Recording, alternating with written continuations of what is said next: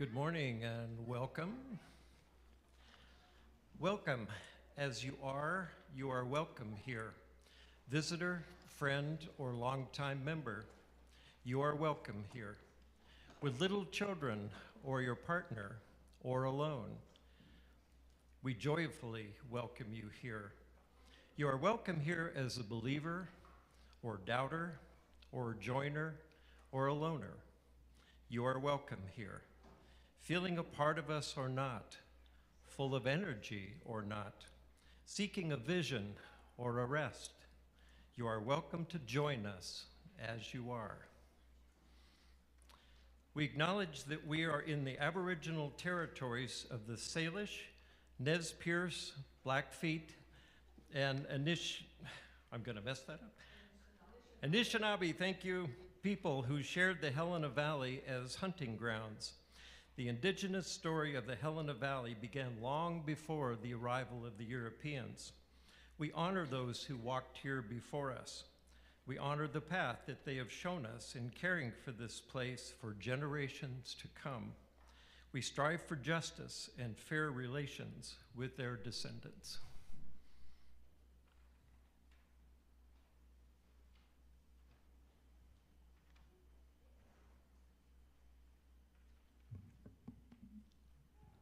We gather this hour as people of faith, with joys and sorrows, gifts and needs. We light this beacon of hope, sign of our quest for truth and meaning, in celebration of the life we share together. Thank you, honey.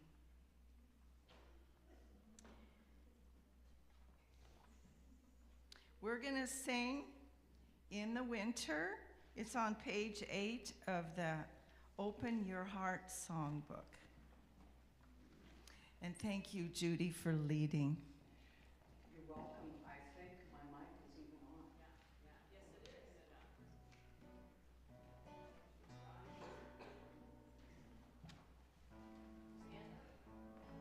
Why not? If you're able and willing.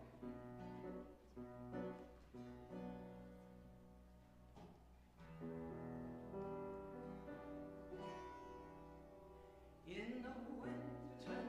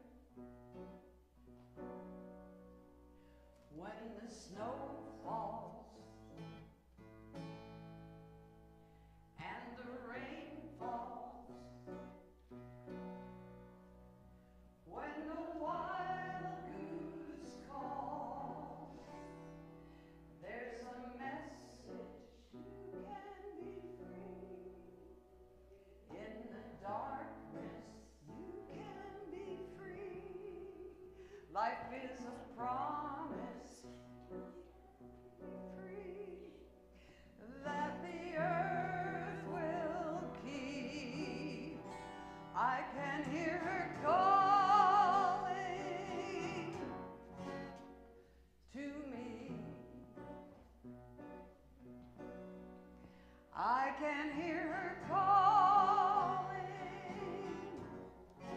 You can be free. You can be free. You can be free.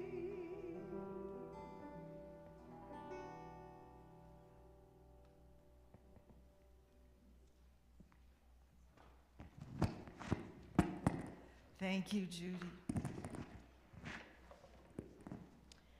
Now we're going to have our offering, and we'll be singing Thank You for Your Gifts afterwards, which is on page 25 of the Open Your Heart songbook.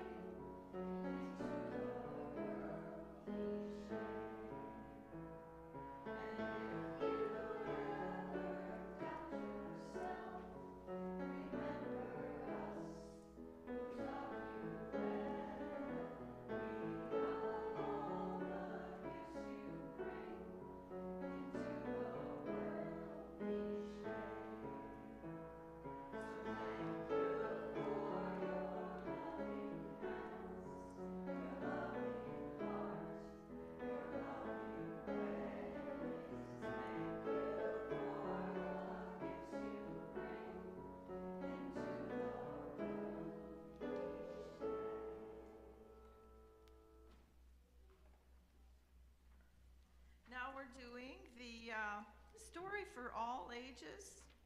I'd like, as we're able, for everyone who is young and young at heart to come on up.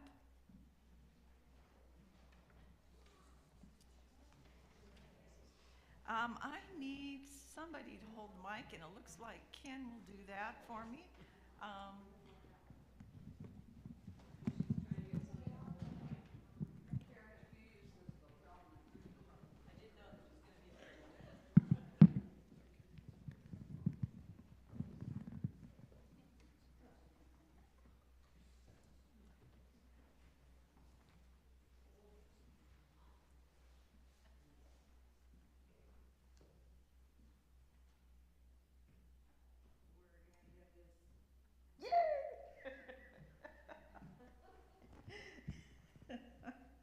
All right.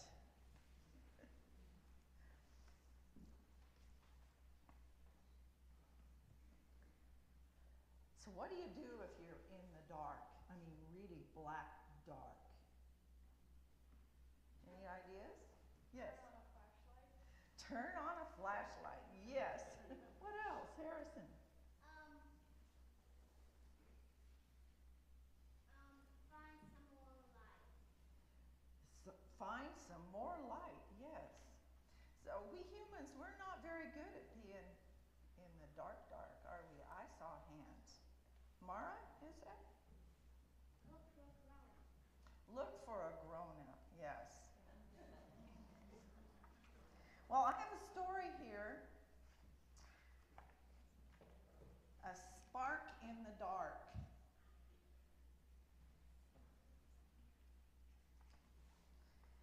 by Pam Fong. There is light and there is dark. Looks like a boat, doesn't it? In the ocean. The light is warm and welcoming.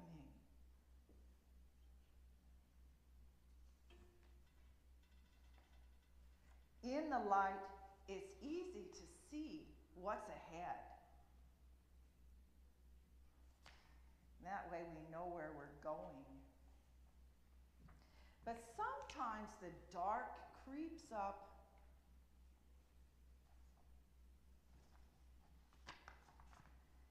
and surrounds you. The dark, before you know it,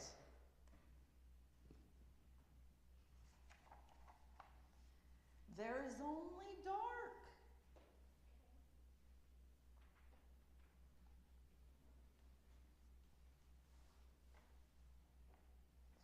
The dark can be cold, lonely, scary.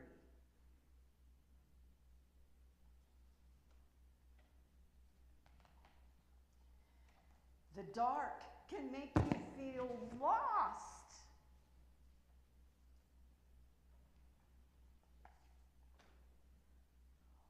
Or angry. You see how mad that fish is? Or sad.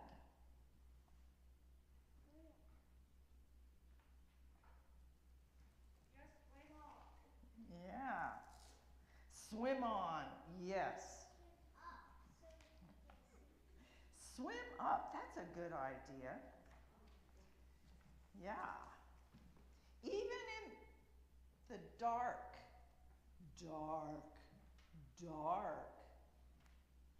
light can bloom. See that little light? Yeah, I know what that is. What is that, Harrison? I think it's a jellyfish. Oh, okay. Any other ideas what that thing might be? That little an anemone, yeah. I don't know what that fish is, but it makes its own light. Oh, okay. Thank you.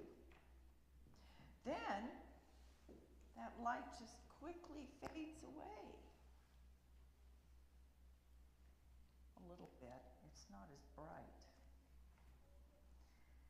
The light may look strange. Here's another one. Check that out.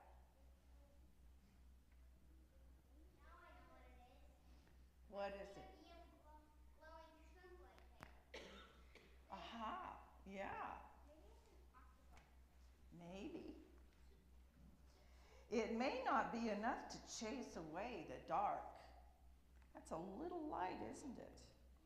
And it's in the shape of a shrimp. It might be a shrimp. Sometimes it can lead you in the wrong direction.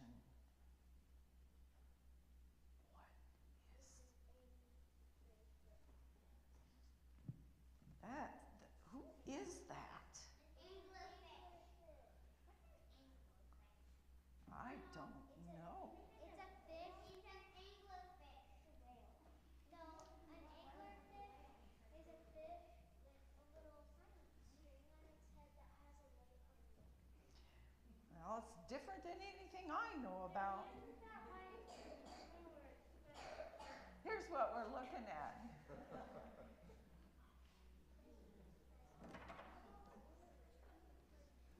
So, it's big, I know that.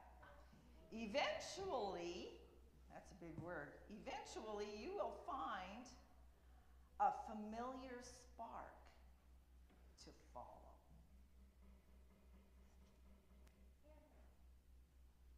There's a spark.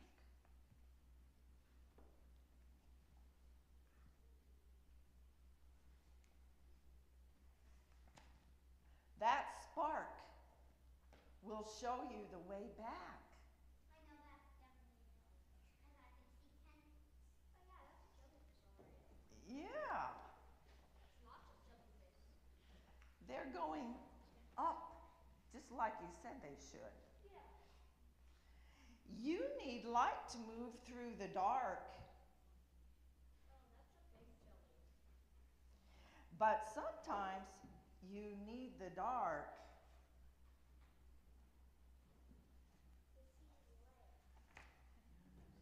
to see the light. I think you know this story. Yeah, I've never even read, but I see the pictures and I know they are. they are, yes. And that's our story for today. Thank you so much for listening and sharing with me. Yes.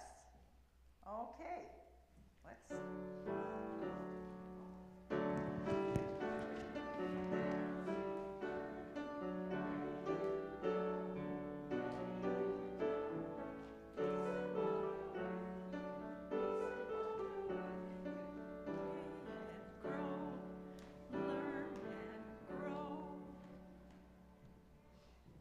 All right. Ah, it's on. Yes. Okay.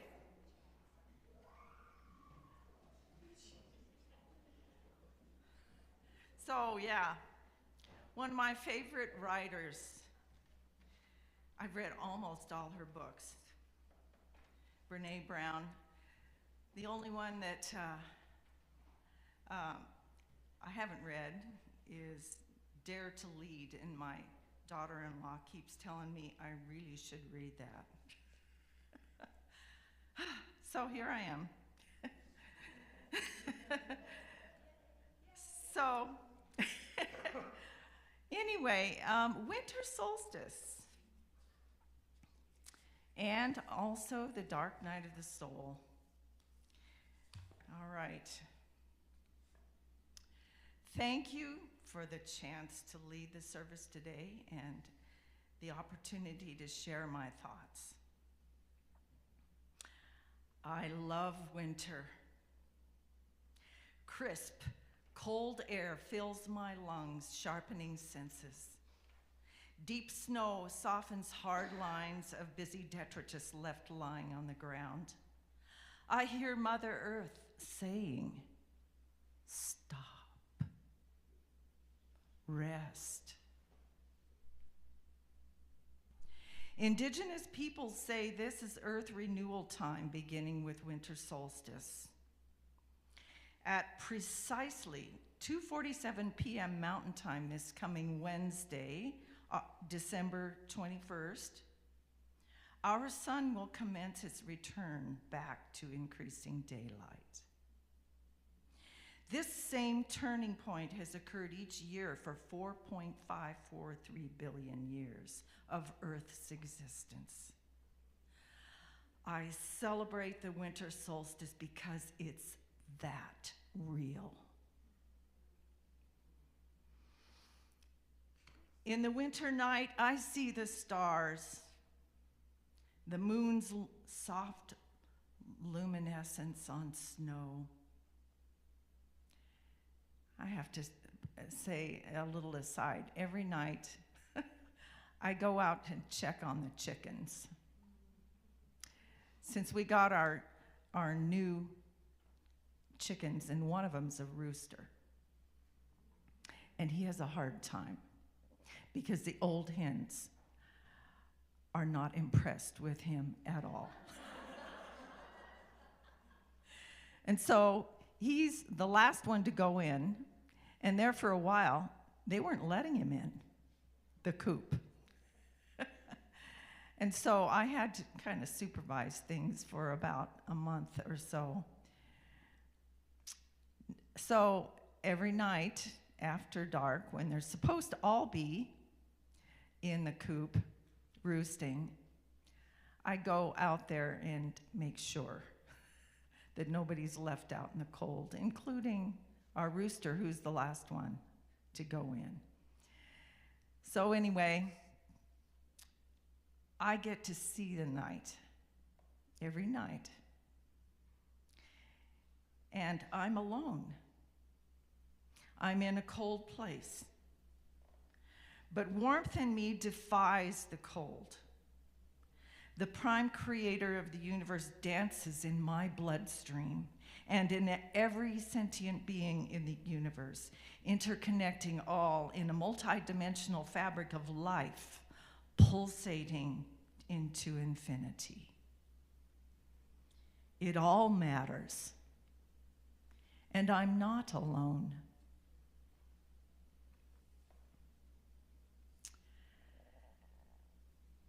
That was the fun part.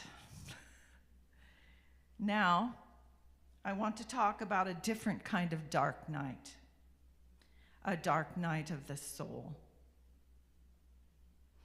I've experienced several in this life. I'm guessing many of us do. It's not something a lot of us want to talk about or deal with. But because it's hard. Everything seems to turn upside down. Nothing makes sense. I don't know who me is anymore. Eckhart Tolle says, the dark night of the soul is a kind of death that you die. What dies is the egoic sense of self. I face my shadow. I face what is dying. After death, a birth. Radical honesty helps. Should have is never how it comes down in the real story. I can't lie about how I feel, and how I should feel is irrelevant. Eventually, I move into a permanent change, a deeper perception of life and my place in it. This one, dark night of the soul experience, is about my first struggle with religion. When I was 4 and my sister age 1, Mom was in the state mental hospital. At that time, electroshock was the treatment of choice, and she had several. When she came home, functioning at the most basic level had to be enough. Emotional connection was rare. My sister and I grew up fast, being responsible for more than kids our age. We had 4 younger siblings. I knew how to change diapers, wash and iron, clean house, tend a garden, and fix meals at age 11. I was about 7 when Mom's big sister came to visit. I'll call her Aunt Edna. May she rest in peace. Built like a brick, she and her suitcase encompassed the entrance. We put her in the sewing room with a small bed. Saving Mom from her demons mattered more to Edna than bed sizes. After supper, they sat together. Edna had a big black leather Bible, swollen from places marked cover to cover, holding papers, ribbons, index cards, greeting cards, even a handkerchief and a dollar bill. We were told to run off and play. We didn't. We sat on the hall stairs, listening. But when Mom's tears started, that was our cue to exit. We hated it when Mom cried. Even after her big decision to believe in Aunt Edna's religion, Mom's crying bouts in the bathroom didn't stop. Nevertheless, other changes crept in. No, they slammed in. The TV went off. Mom ditched all her makeup, jewelry, and pants. She rejoiced when her hair was long enough to stay pinned up. Christmas and Easter left being pagan holidays. Well, not quite. Against Mom's disapproval, Dad insisted on the decorated Christmas tree and presents. Dad refused to have anything to do with this religion. With our dad's disgruntled approval, Mom took my sister and me to Sunday morning meetings. Everybody sat in a circle. Hymns were sung a cappella. Each had a prayer and a testimony. They spoke of their hopes to live lives pleasing to God. These people carried themselves with grace and dignity.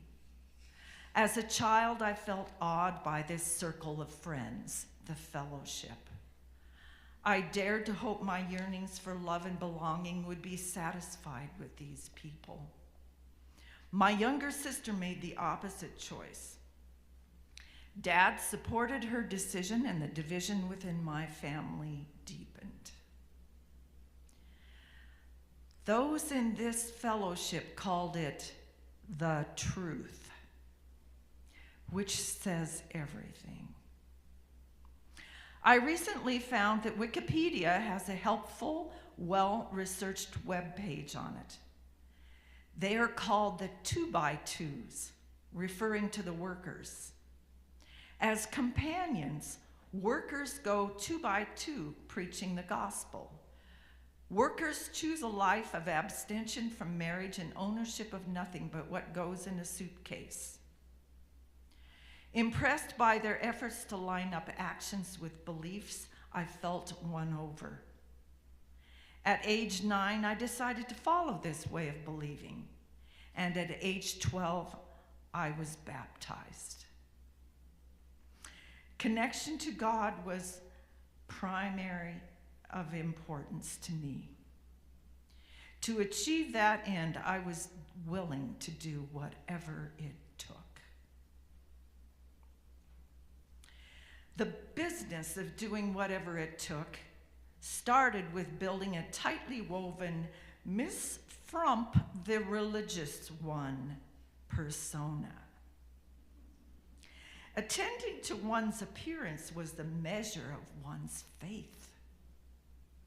Living in the world, not of the world, according to the Apostle Paul, was tricky for me, especially in the 1960s. I looked like an old-fashioned prig in a world of made-up mini-skirted twiggies. I spent lunch alone practicing Mozart. In those years, avoiding all things worldly had holier-than-thou consequences. My plastic bubble persona started cracking, like when looking plain was just too much. Girls at school wore their shoulder-length hair in a lovely flip. My hair was long enough to emulate the flip in a banded ponytail sprouting from the top of my head. I felt a little weird, but almost like every other girl walking down the hall. I was 16 when Mom quit this religion. We had moved to a new town. She didn't feel accepted in this new fellowship. Because her behavior had gotten increasingly weird, I felt relieved to attend meetings without her. I carried on by myself for the last 2 years of high school and the first 2 years of college. I so wanted to believe this religion was the way to know God. I feared that if I examined its flaws, I might end up without God for lack of faith. I couldn't face a life without God. Several in our fellowship group were university students from around the state, coming from families long established in this religion. Within this group, I got to know the rebellious ones. My first college roommate would park her bunny slippers on the desktop and bellow out hymns in flamboyant mockery. Daily Bible study was a forced regimen in her family, which she hated. I fell in love with a guy who later dropped me, the fellowship, and school, all for a steamy relationship with a psych major from another university. All my other efforts to marry a man in the faith went for naught. I just didn't get it. After Sunday morning meeting, we'd share roast beef dinner at the elder's home and socialize. One of those times, I played classical music on the piano. Later, I was advised that playing Mozart and Beethoven made me look like a snob. I stuck with music study anyway. Once I talked to a campus counselor. 10% talk and 90% uncontrollable sobbing brought us both to realize I was committed to a religion that wasn't working, and I was the last person on the planet to admit it.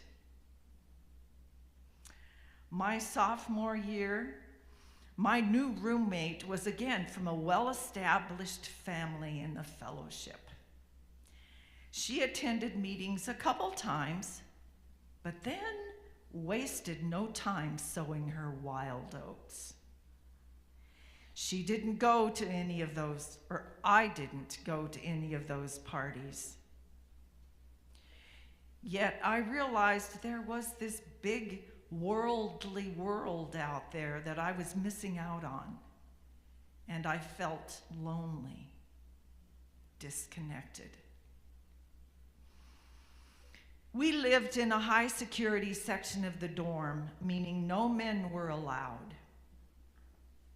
Late one Saturday night, my roommate was out partying as usual. While alone in our room studying, I heard a quiet knock on the door.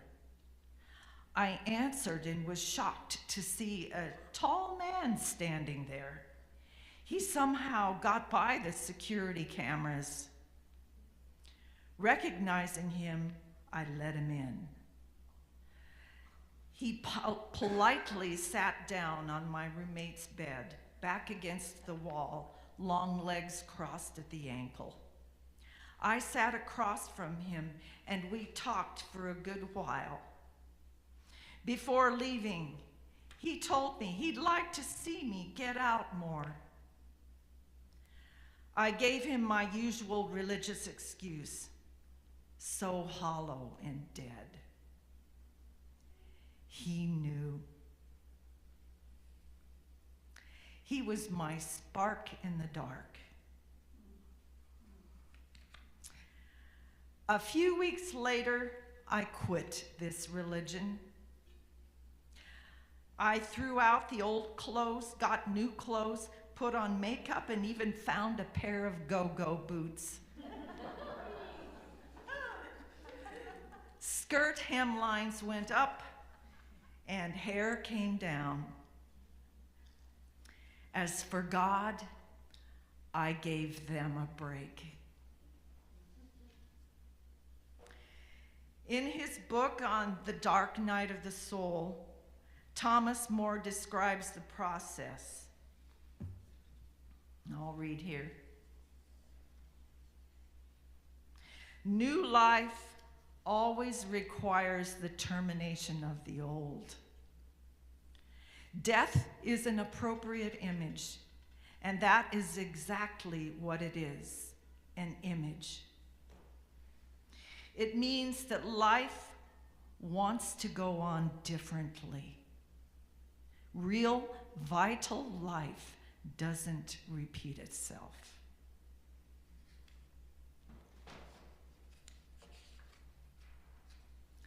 Like a new butterfly breaking out of its chrysalis, I flew freely in this beautiful worldly world.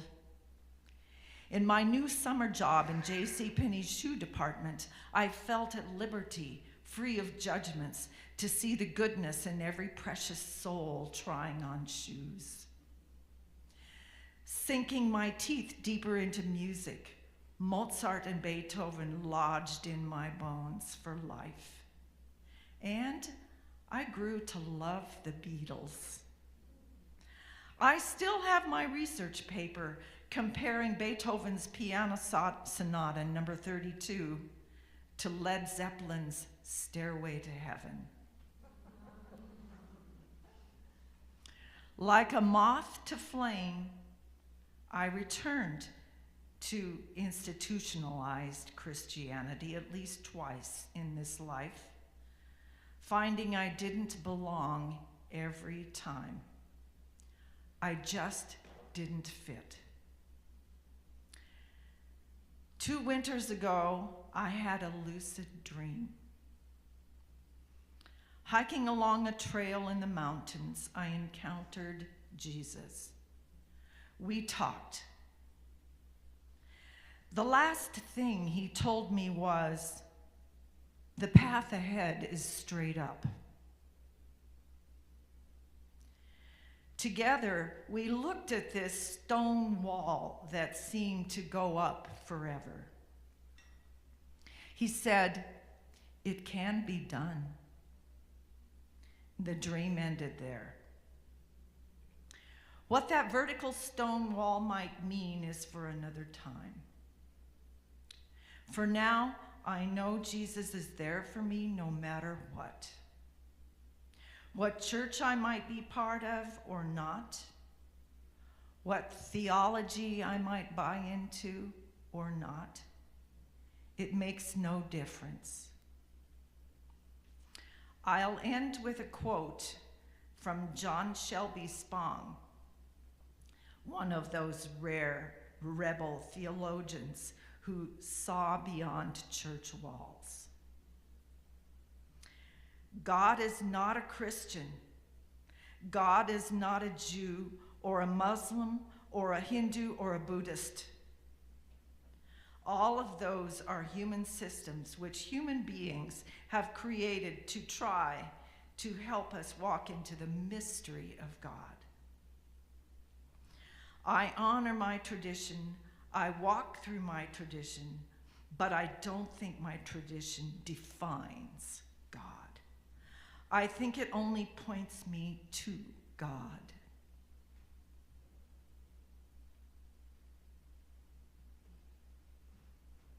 Now I'm going to ring the bowl.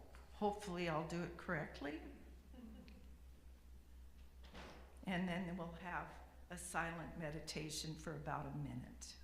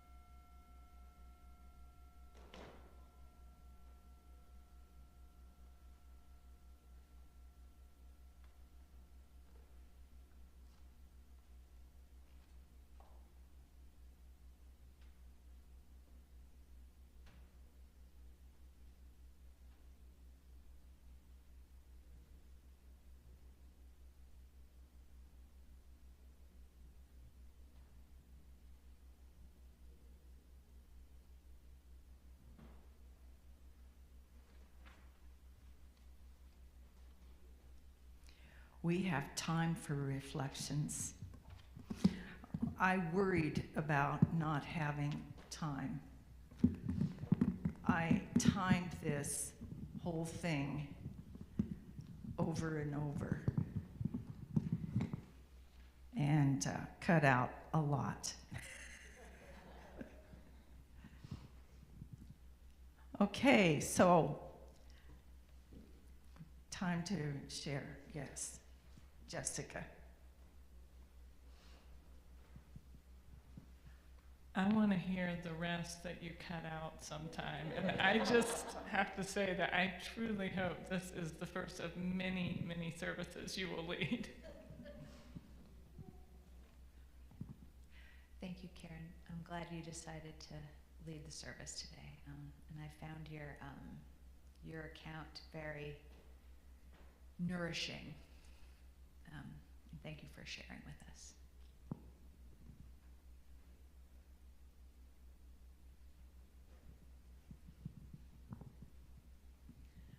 I'm sorry that you had such a difficult childhood, but music was a light in the dark, right? Yes. And was Ken the other light? Okay, good. Thank you, Ken.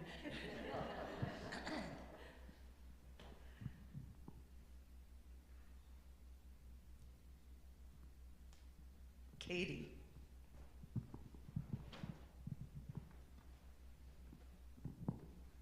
Karen, you're such a great storyteller. The kids were completely engaged in that story, and likewise us with your message. I feel sorry for the people who weren't here, but clearly you have this written down, and I think it's a really good thing to publish. It's a remarkable story. And we know there's a lot more to it, but if you could have if you could figure out what segment belongs in print, that would be very worthwhile, I think. Thank you. I have thought about that a lot. Other, yes. So thank you. It made me think that one of the lessons I seem to have learned over life is that pain and suffering brings on growth. Well, and that's kind of a bummer. I'd love to grow without the pain and the suffering and that kind of nonsense. But we do. We grow from it and embracing it from the dark. It's a good time to think about those things. Yeah, Brene Brown says, my understanding of the dark brings my searching for the light into context, or something like that. And yeah, you need the dark in order to see the light. Any other? Okay, good. I meant to memorize this order of service so that I wouldn't have to keep coming back to. So anyway, the closing hymn, Taste and See. It's on page 5. Open Your Heart songbook. Let's stand up.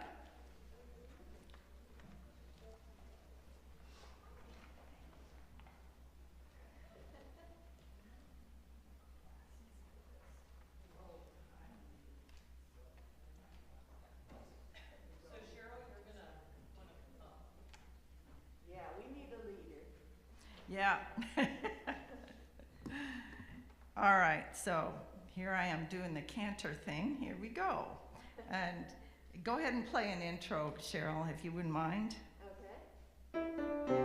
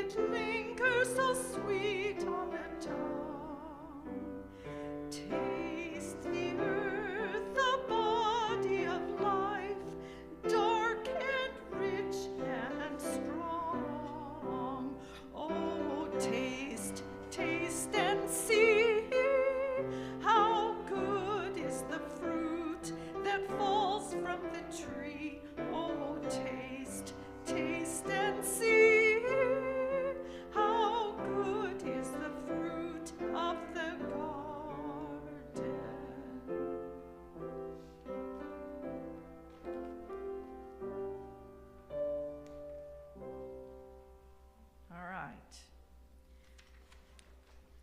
We extinguish this flame, but not the light of truth, the warmth of community, or the fire of commitment. These we carry in our hearts until we are together again. And now we have announcements.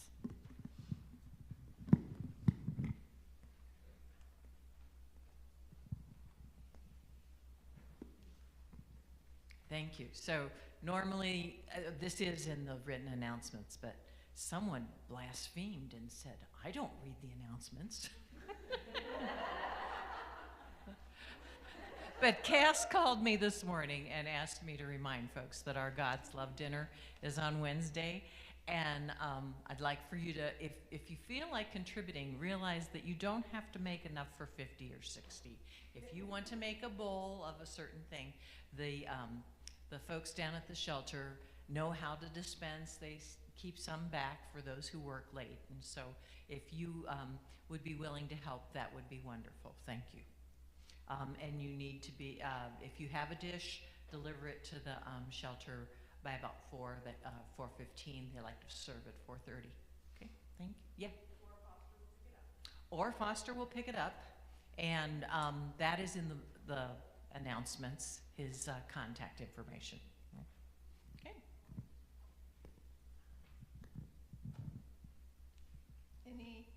Any other? Yes. So this is partly in the announcements. We've had quite a few people come to orientations for new members or those who just want to know more about UU. And on January 8th, we will have a little new members ceremony.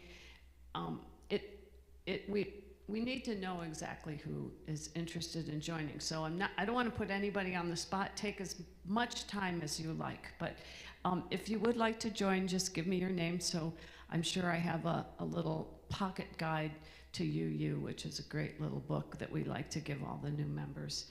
And then annual meeting, January 22, we'll have a shorter service, then have everybody, we're asking to bring dishes to share for a potluck, and then our meeting will follow that. And Brianna, our child care provider, has agreed to stay through the meeting so parents can participate. And you have to be a member to vote, but anybody can come to the meeting.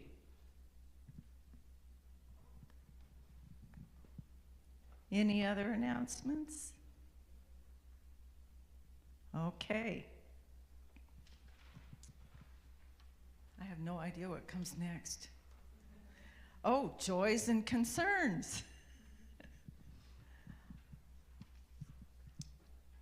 Yes, Lennon.